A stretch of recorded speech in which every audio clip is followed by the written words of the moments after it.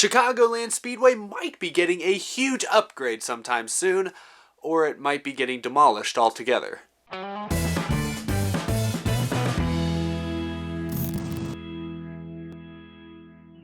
How's it going, y'all? My name is Eric, and welcome to Out of the Groove. Hope you all had a fantastic weekend. Hope you all had a great Mother's Day. I'm catching up today on some news that was first revealed at the end of last week. I haven't had time the last couple days through some of the other videos, and obviously Mother's Day yesterday. I haven't had time to do a video on it until today, but it's a good thing I waited, because yesterday there was a lot of other important details that were revealed to the public that's going to give me a lot more to talk about in today's episode. So we have some really interesting news. Last Thursday, NASCAR revealed which tracks were getting replaced by the two Darlington races we have coming soon, as well as the extra Charlotte race that's happening in a couple weeks. And those racetracks are Sonoma Raceway, which is losing its one and only race on the Cup Series schedule, Chicagoland Speedway, which also is losing its one and only race on the schedule, and thirdly is Richmond Raceway, which is losing their spring race. The fall race is still expected to go on as scheduled, I guess. But Sonoma, Chicagoland, and Spring Richmond are being replaced by the two Darlington races, which the first one's happening this Sunday, May 17th. The second one is happening on Wednesday, May 20th, as well as the extra Charlotte race that is expected to run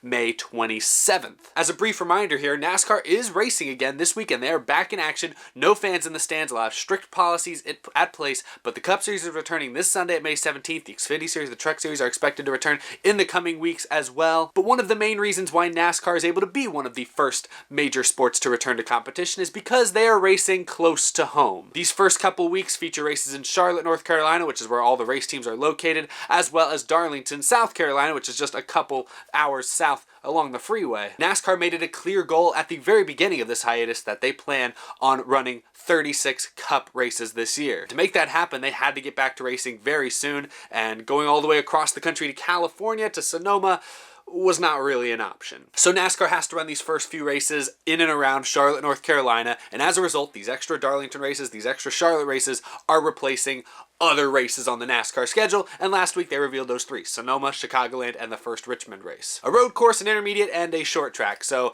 covering all their bases there. It was reported last week that Sonoma was trying to talk to NASCAR to find an alternate date, but a workable time when the series could return to the West Coast, given the ongoing uncertainty around large events in California, could not be confirmed. Now, it's important to note about the three racetracks that are losing dates this year. Sonoma Raceway is a Speedway Motorsports owned track, and then Richmond Raceway and Chicagoland Speedway are both ISC owned tracks, which is now technically under the NASCAR umbrella, so NASCAR owns those racetracks. 2 ISC, 1 SMI, and if you look at the three races that are being added to the schedule that are replacing them, it's 2 ISC, with Darlington being an ISC owned track, and then 1 extra race being run at Charlotte, which is an SMI owned track. So at least there, neither SMI or ISC/NASCAR are being cheated in any way. They're still going to get their normal number of races, hopefully, fingers crossed, when this season's all said and done. We knew an announcement like this was coming. It was only a matter of time. With NASCAR adding the races at Darlington, adding the races at Charlotte, we knew those were going to be taking dates away from someone somewhere. I kind of said a couple weeks back that it was highly likely Sonoma was going to be one of the races to lose a date, so that one does not shock me at all. Neither does Chicagoland Speedway, really. Richmond Raceway is a little bit surprising to me because it's near Charlotte, North Carolina, but it does have 2 dates a year, and I guess knocking one of those off isn't as big of a hit to that racetrack. But no, Sonoma is not surprising to me, partially given where it lands on the NASCAR schedule. Usually they run that race in June, and it's all the way out there, kind of on an island by itself. It's all the way out on the West Coast, and we already did the West Coast swing, so there's really no other races in the immediate vicinity that teams are going to be going to either. It's kind of just a one-off. And with NASCAR wanting to keep things close to home, not shocking at all that they would skip out on Sonoma Raceway. That one I kind of saw coming. Chicagoland Speedway is a little less predictable, but the state of Illinois has had some of the more strict stay-at-home orders during this pandemic compared to a lot of the other states, and it sounds like there's no real telling when those will be lifted, when things are going to kind of start to go back to normal in Illinois. So with that added layer of uncertainty, I'm not shocked either that Chicagoland Speedway would lose its date. It usually is raced here in the middle of summer, so we're coming up on its date pretty quick. Again, not shocking, and the fact that NASCAR owns that racetrack now means that they're able to make these decisions a little bit easier, a little bit quicker. So it's not super surprising. Richmond's the only one that's a little bit surprising, but I kind of maybe explained what they were thinking a second ago. As for the 3 races that NASCAR is adding to the schedule, obviously we have 2 Darlingtons coming up this coming Sunday, and then later in the week and Wednesday will be 2 back-to-back Cup Series races at Darlington Raceway. That's going to be something. There's going to be no practice, no qualifying.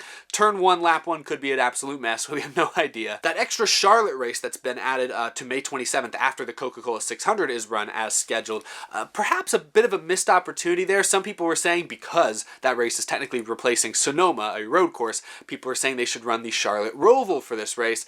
NASCAR has said that they are not going to do that. It will be the oval, the traditional mile and a half at Charlotte instead. It would be really cool to see an extra Roval race and to maintain the new tradition of having 3 road courses on the Cup Series schedule. There are a couple of reasons why I think they aren't running the Roval, and I think it comes down to the teams. Right now, the reason we're starting with a couple intermediate tracks, Darlington and then Charlotte, is because the race teams, before this suspension began, already had mile and a half cars prepared for Atlanta and Homestead Miami Speedway. And the teams only very recently were allowed back into their race shops in Charlotte, North Carolina, and in many cases kind of with limited number of people working in the shop at a given time. So nobody's really working business as usual right now in and around NASCAR, and with racing about to kick into high gear, 2-3 races a week for the next couple weeks, I have a feeling, logistically speaking, it was going to be very difficult for a lot of these race teams to prepare a road course car, which has to be prepared completely different from an intermediate car, in that amount of time. So I'm sure NASCAR didn't want to put the added strain on the race teams to have to scramble, maintaining social distancing and everything, to then also prepare a completely different type of race car from what they're running at Charlotte and Darlington for the mile and a half or intermediate races. Another reason perhaps is that May 26th, the day before that Cup race, the trucks are debuting at Charlotte, and they're going to run the oval because that's what they always run. They've never run the Roval yet. And perhaps to try and change the oval to the Roval overnight in the middle of a pandemic was going to be too much to bother with for the people who work at Charlotte Motor Speedway, the grounds crews, the officials, all that type of stuff. Having to make that change literally overnight between trucks and Cup is probably just not worth it. So I think those two factors add up as to why NASCAR is not running the Roval on May 27th.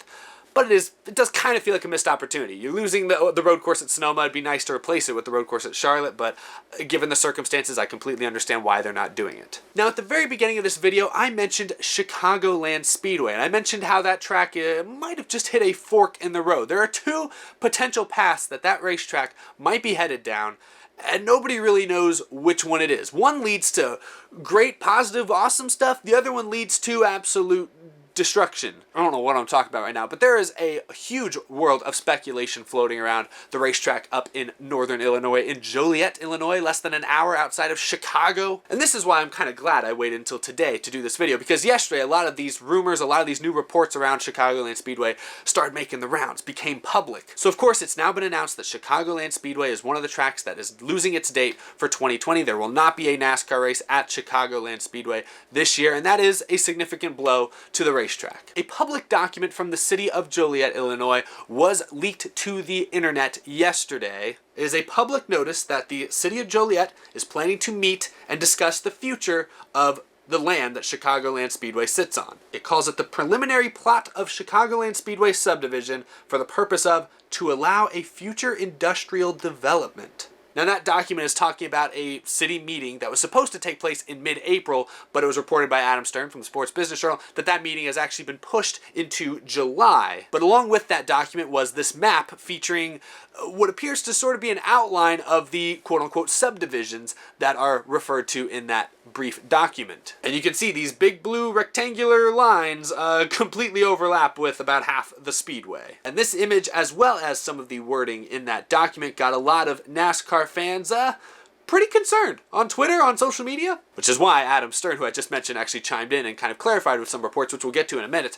But that document right there, as well as that chart, as well as that map, were concerning to me. I mean, they really were. You look at that and it's kind of weird. Chicagoland Speedway is kind of just another mile and a half to a lot of fans. It only has one date a year. It only opened in 2001, so it's not like a historical track in any major way. Attendance has been okay in recent years, and when you look at that map and you see the way those subdivisions are divided, of course I don't really know anything about how land development happens, but the fact that these rectangles are the way they are, it just kind of feels weird. The fact that they overlap with parts of the racetrack, as well as some of the verbiage in that document, industrial development, a little bit concerning. If that's all you saw, yeah, it would seem pretty likely that the city of Joliet is looking into completely destroying Chicagoland Speedway and putting something completely different in its place. But this is where I was reminded of a bit of news from about 2 months ago that I talked about briefly on this show. A couple months ago, it was reported that NASCAR had signed a new development deal with Hillwood in a plan to redevelop the land around many ISC, now NASCAR-owned racetracks. And among the cities and tracks mentioned in that initial report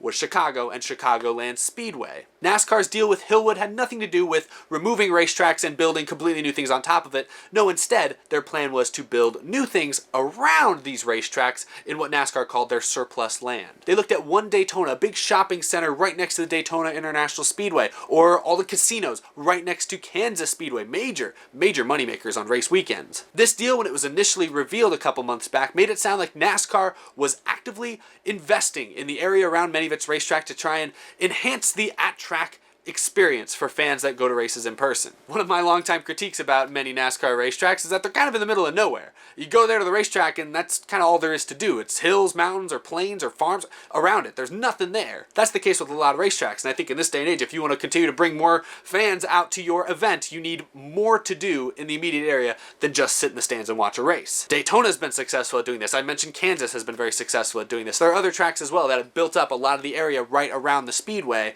and it sounds like NASCAR was trying to take this in their own hands with this deal with Hillwood, and they highlighted a bunch of ISC-owned racetracks that could stand to benefit from this new agreement. And Chicagoland Speedway was near the top of the list. As was reported again by Adam Stern earlier today, Auto Club Speedway and Chicagoland have been mentioned as top candidates for redevelopment. So if I look back at this chart and you look at where those blue rectangles are mostly landing, obviously some are still overlapping with the track itself, and that is concerning. And again, I don't know anything about land development, so maybe that's nothing, but that is a bit concerning. But most of the big blue squares and rectangles land outside the racetrack in what I assume is extra parking and maybe some old extra camping areas. In other words, it looks like a lot of undeveloped land, and in NASCAR's eyes, perhaps untapped potential. So there's an optimistic way of looking at this and a pessimistic way of looking at this. The optimist will remember that deal with Hillwood, remember that Chicago was specifically mentioned less than 2 months ago as a racetrack that NASCAR wants to develop around and add new experiences to, and you look at that map and you think, okay, that's what they're doing. Chicagoland Speedway is about to get a huge upgrade, so maybe they're not going to get a race in 2020, but in 2021 and beyond, it's going to be a real destination spot. But the pessimist in me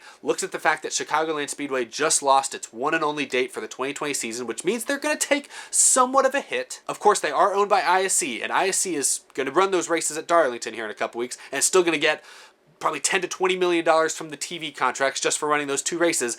Money that is not all going to go to Darlington Raceway. Darlington doesn't need all that money. ISC/NASCAR is likely going to spread some of that money around, and I'll bet a large portion of that will go to Chicagoland Speedway to make up for the fact that it had to lose a date this year. But the pessimist in me does look at the fact that Chicago's not really thought of as a huge racing market, the fact that the attendance at that racetrack has been average the last few years, the fact that they've lost their date this year, as well as the fact that it was reported earlier last week that they had to lay off a lot of their staff, seemingly mostly due to the current ongoing pandemic, but that bad timing. I talked about it in one of my episodes last week, but NASCAR/ISC laid off a lot of employees last week. Part of it due to the pandemic, but another part of it due to their recent merger. Anytime two major companies merge together, there's always a series of layoffs in certain positions. But it was reported last week that Chicagoland Speedway was one of the tracks hit hardest by layoffs. So you combine that bit of news with the news that they're talking about possibly redeveloping some of the land, as well as all those other things I just talked about. Yeah, the pessimist in me definitely thinks the future for Chicagoland Speedway could be in question. Like I said earlier, there are two paths currently in front of Chicagoland Speedway, and the general public doesn't know which one it's gonna take. I hope they're going the direction of developing new things around the racetrack, turn it into more of a real destination. I mean, it's less than an hour outside of the third largest city in the country. Yeah, Chicago's not thought of as a major racing city, but it is a big sports city. It's a big sports town. You know, baseball, football, basketball.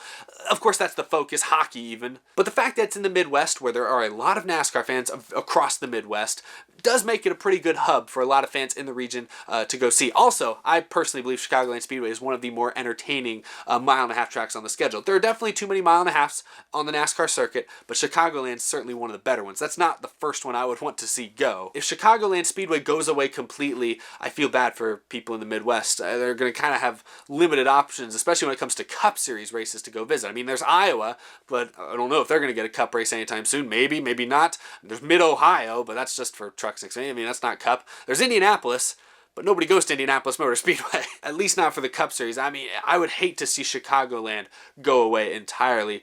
Like I said, it's right next to one of the biggest cities in the country. NASCAR needs to be able to figure out a way to make this work, which is why As usual, I'm going to lean towards the optimistic side of things. Yes, the timing sucks. The layoffs, the pandemic, the fact that they're losing their 2020 race, all combined with this new suspicious document that's been brought forth, all of that points towards potential bad news in the future.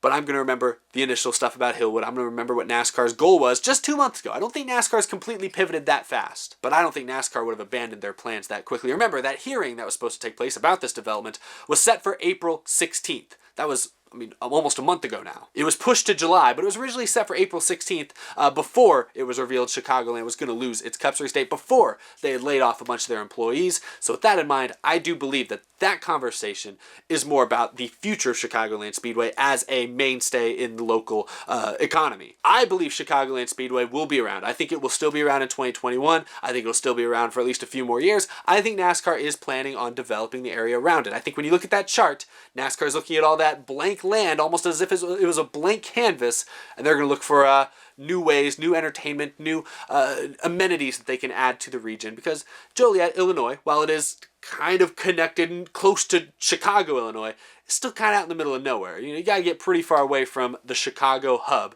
to get out to Chicagoland Speedway, and so you need to put some more stuff out there to draw people to the area if you want to continue to sell 50, 60,000 tickets a year. Two very different paths, and it's unclear which direction Chicagoland Speedway is headed, but this is where I turn it to you down in the comments. I've tried to analyze both sides, because yesterday, I first saw everyone going down this path. Everyone's seeing the layoffs, seeing the documents, and all assumed, oh, it's over, Chicagoland's getting destroyed. But with the reminder of the other news, the development news, everything, I think people need to pump the brakes a little bit, which is why I'm glad I waited until today to make a video. So now I could tackle all the facts, all the evidence, put it all on the table here, and try to come up with the most well-rounded opinion analysis I possibly could. But now that all the information is out there, at least all the information that the public knows, what do you all think down in the comment section? Do you think Chicagoland Speedway is sticking around? Do you think it's going away? Let me know what you all think down in the comments, but thank you all for watching this video. Subscribe if you are new. We talk about NASCAR almost every day here on this channel throughout the entire year, so you are in the right place if you like watching race cars go in circles for 4 hours. Follow me on Twitter, follow me on Instagram, and of course a big thank you to my Patreon supporters. Couldn't keep doing this show without the support I get from each and every single one of you there on Patreon. I greatly appreciate your support during these uncertain times. If you also want to go above and beyond and help the channel out, you can check out that top link down in the description. I greatly appreciate it, y'all. Less than a week until real race cars are back on a real racetrack. I'm excited for this Sunday. Was it 3:30 p.m. Eastern time on Fox? Darlington. I told you guys earlier, turn 1 on lap 1 is going to be hectic. A lot of these guys have been on their couch for 2 weeks or 2 months, on the sim for 2 months. We'll see how much the sim really translates. I'm worried about Matt Kenseth or Ryan Newman, who haven't been. It's been even longer since they've been in the car. Who knows what they're going to do turn 1 lap 1? Darlington Raceway is a tough place to jump into with no practice or qualifying, man. We'll have a lot more to talk about between now and this coming weekend, so stay tuned for more. But thank you all for watching. I will see you again very, very soon. Have a great start to your week, everybody.